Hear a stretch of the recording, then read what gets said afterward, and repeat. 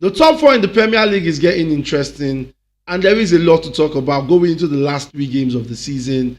And the big question is who makes it to the Champions League and who does not. Now, I'm not going to call it the top five because, first up, Liverpool has already won the league, so I'm not adding Liverpool to the conversation.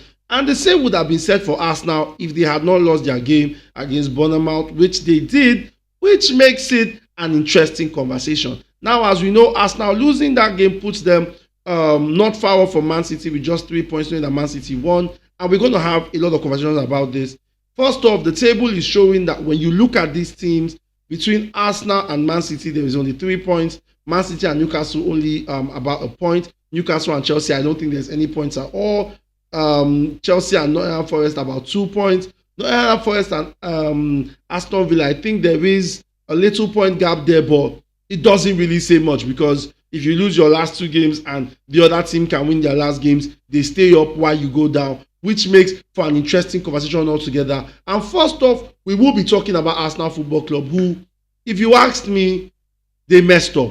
You had a chance to leave this conversation and leave the other teams to battle it out. But now, Arsenal is in that position whereby if they lose another game and Man City wins, Man City goes above them. From being runners-up to now being in that position where they are not even sure if Champions League is looking clean. But then they lost 2-1. Declan Rice getting a goal, but his goal was not enough as Evan Nielsen would get the killer blow on Arsenal, which would literally wreck them off the game and put them back into the conversation. And now we have to talk about Arsenal's next 3 games.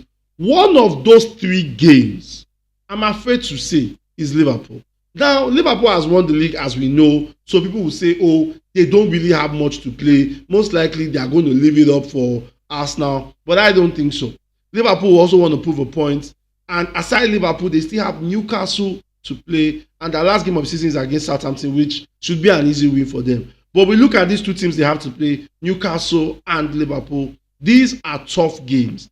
If Arsenal can scale through these games, yes, they can stay top, but the question is, will they be able to beat Liverpool? Will they be able to beat Newcastle?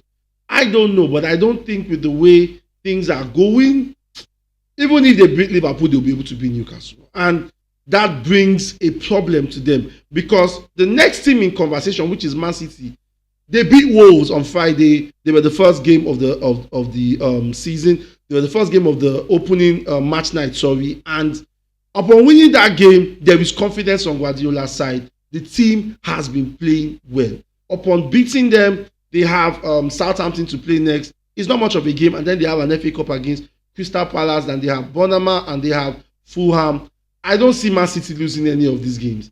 Man City is on a roll. They are in form. They are that kind of team that I don't think will lose those kind of games easily because they are playing really well at the moment. You see the way Kevin De Bruyne, for some reason, has been outstanding, which is, a big boost for them. And looking at these fixtures, I think they can go all the way. And for some reason, they can dethrone Arsenal off second position. We might have to wait and see. And then there is Newcastle, who they drew against Brighton over the weekend. I'm sure it was not in the plan of Eddie Howe to draw that game, but we all know these things happen in football. And Newcastle's next 3 games, they are also top fixtures, which is why I say anybody slips up, the other team can come over, which is Newcastle's next 3 games. They have Chelsea next, they have Arsenal, and they have Everton. These 3 teams are teams we know are not easy to beat. You're playing a Chelsea side who literally beat Liverpool over the weekend. They will be blooming in form. You're playing that Chelsea side. You're playing an Arsenal side who would want to keep their position as runners-up. It's not going to be an easy fixture. And then you're playing against a stubborn Everton side who they have nothing to lose. And look, the worst teams you can play when you are in this position are teams that have nothing to lose because to them, since they have nothing to lose, they are just going to drag you down to the wire. And that is the case of Newcastle. If they will make the top 4, it's going to take a lot of games, a lot of performances, not games. And we'll just have to wait and see. And then there is Chelsea, who right now are soaring high. With the win against Liverpool, it's looking good. 3-1, Enzo Fernandez on the score sheet. Cole Palmer getting a goal. Man was really happy getting that goal. And it felt good seeing Kopama score again, though it was a penalty, but then it was fine. Chelsea's next 3 games aside the Conference League: Newcastle, Manchester United, and Nottingham Forest. The Newcastle game, 50-50 if you ask me. The Manchester United game, it's one game that Chelsea doesn't always do too well, if I'm being honest. And Man United may always flop in certain games, but against Chelsea, it's always a different ball game entirely. And then they have Nottingham Forest, one of the most frustrating teams to play right now. It's not going to be an easy game at all, at all. And they would want to win that game, knowing that if they win that game, they have a high chance of going to the Champions League. And then we have Nottingham Forest, who surprisingly they've dropped in form, and on Monday they actually drew to Crystal Palace, which was not good for them because it then placed them 6th position. It wasn't really helpful. They would want to win their next coming games. Yes, in their next 3 games are against Leicester, West Ham, and Chelsea. I think they beat Leicester. I think they beat West Ham. I don't know about the Chelsea game, but if they can beat Leicester and West Ham, they have a fighting chance. They look in contention to go all the way. I think Nottingham Forest ends up making it. And then we have Aston Villa.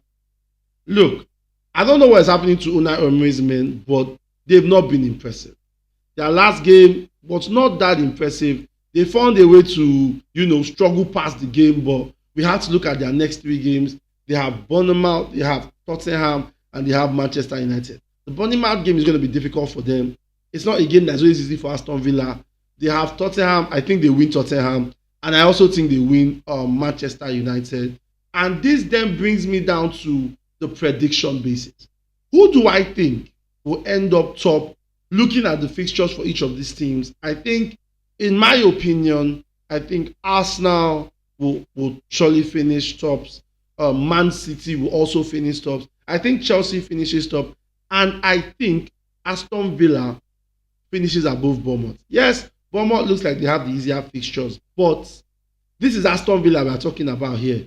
Giving that 5th spot to the Champions League is really good for Aston Villa, and I think they edge their next 3 games. Yes, they've had times where, to be honest, they've not been all that good, but I think they edge their next 3 games. But then moving on to the next topic, Trent Alexander-Arnold finally said he was leaving Liverpool in a heartfelt video, but Liverpool fans did not see his video that way. I was quite unimpressed with how Liverpool fans handled that situation, because I felt, look, if a man has dedicated to your team for 20 years and wants to take on a new adventure, there is nothing wrong with it. But then Liverpool fans did not see it that way. There were comments that shouldn't be said. I read some of those comments because I felt they were really wrong. One said, Lamine Yamal is going to rip your a-hole.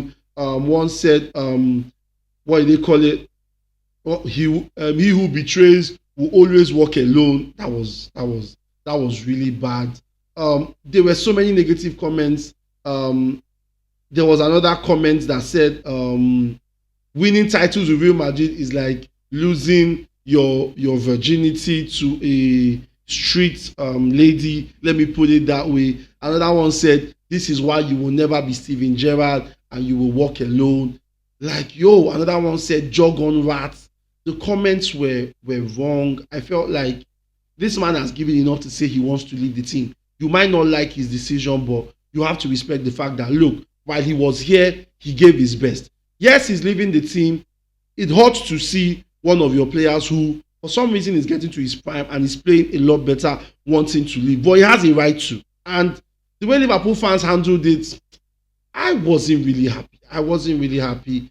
But then I'm wishing Trent Arnold the best. Seeing him in La Liga would be really nice. And watching him play in the Classico would be something really good. For Arsenal, there is a transfer news that Jorginho will be leaving Arsenal come the end of the season. And that is the basic main transfer news for now. He will be going to the Brazilian league, I think, with Flamingos. I'm not really surprised that he's leaving. He wasn't a regular starter. The moment he left Chelsea, I just knew it was going to be a downward spiral. Yes, he played for Arsenal, but then, it is what it is. And we have the Classico coming up.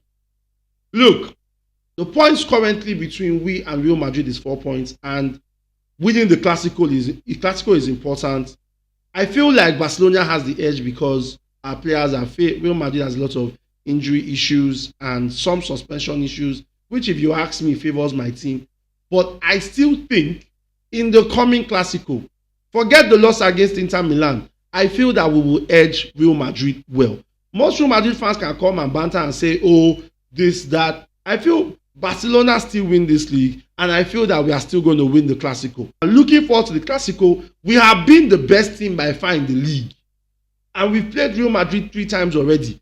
I'm not scared of a fourth encounter with Real Madrid. And whether Real Madrid fans argue or not, I don't see you winning that game. I think Barcelona edges it out. The table in La Liga is not as intense as that in the Premier League, as the point margin between Atletico Madrid and Atletico Bilbao is about 6 points.